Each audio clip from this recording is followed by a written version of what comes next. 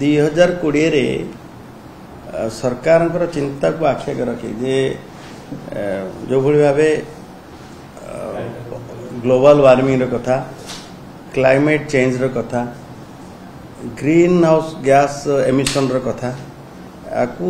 आखि आगे रखिकी EV policy से अणा जाइथिला कि परिवेश भल परिवेश ताको सुनिश्चित करने national electric mobility mission plan 2020 रे केंद्र सरकार आनी ताको आखि आगे रखी 2021 ओडिशा रे मध्य ईवी पॉलिसी प्रस्तुत करा सेठी जो प्रावधान थिला ताको अधिक प्रभावी ढंग रे ओडिशा रे लागू करबा पई एवं ईवी पॉलिसी को बलवत्तर करबा पई हमर मध्य भारतीय जनता पार्टी रो आमे मैनिफेस्टो भी स्थानित होता एवं ताको आखि आगे रखिकी अगस्ट जून मसरे आम जो देखिलु ईवी रो एडप्शन परसेंटेज होची 8% ताको बढ़ेवा आवश्यक ताको आखि आगे रखिकी ईवी पॉलिसी 2025 ए अणाजापी आमर संपूर्ण ड्राफ्ट प्रस्तुत हो सारी जनसाधारण मतामत एक मासर अवधि निर्धारित हो सारी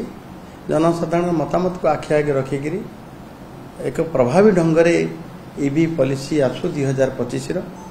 एवं आम जो व्यवस्था एवं अच्छी गत थर जहाँ व्यवस्था थिला एवं जहाँ व्यवस्था अच्छी जे प्रोत्साहन दबा प्रोत्साहन राशि सहायता दबा जो भाई 2 व्हीलर 20,000 ରୁ 30,000 पर्यंत एवं ईवी रो 3 व्हीलर एवं 4 व्हीलर आम 1.5 लाख टंका पर्यंत गत थर ये सुविधा था ट्रांसपोर्टेशन सेक्टर रे गाड़ी ट्रक व्यवस्था बस व्यवस्था एग्रीकल्चर सेक्टर में जे ट्रैक्टर टिकि 2 लाख टंकार आम व्यवस्था देव जे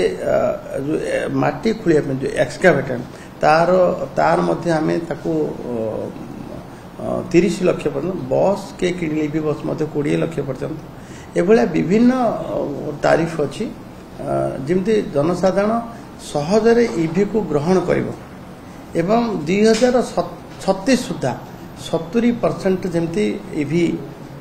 एडप्शन रहिबो एवं 2047 सुधा ताकू 80% करिवार लक्ष्य अछि जहाँकि माननीय मुख्यमंत्री भी कहते 2030 सुधा 50% आम ईवी गाड़ी प्रचलन करूँ आखि रखी ईवी पॉलिसी प्रस्तुत कर मसे समय अवधि दि जाइए जनसाधारण मतामत को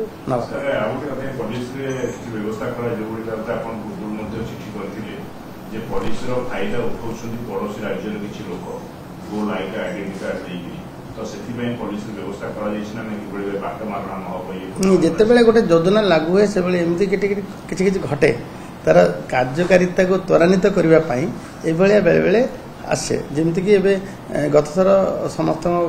आसला जे बाहर राज्यर लोक ये ठिकना देखी आमर ईवी पॉलिसी दि जाता प्रोत्साहन राशि से नहीं उपलब्ध भी होता रोक जापार कारण आम पार्लियामेंट ठिकनार आवश्यक कलु एवं ताकू खोजुचु जी जी पाई भूल बचत दर्शेक तार कार्यानुष्ठान आम तत्पर निश्चित ईवी फंड भी ये जो नुआ पॉलिसी आवी फंड आसो जमी जो मैंने जो कथा कहते अमानिया जी कि पॉल्यूशन क्रिएट कर व्हीकल को चलाऊँगी तापर कार्यानुष्ठान आदाय कर फीज को एवं टैक्स को से ईवी फंड नबू ईवी फंड रु पुणी प्रोत्साहन राशि आड़े पूरे पारम्परिक कन्वर्ट कर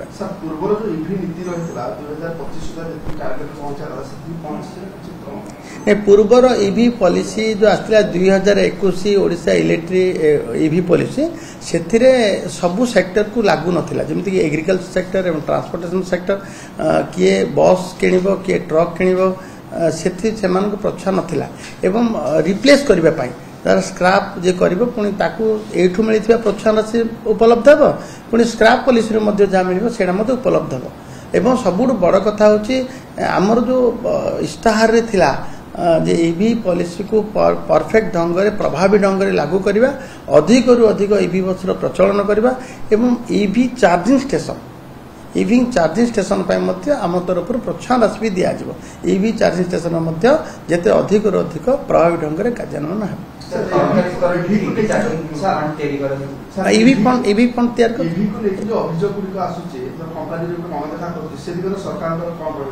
नहीं एमती किसी अभियोग हस्तगत है तर्जमा करा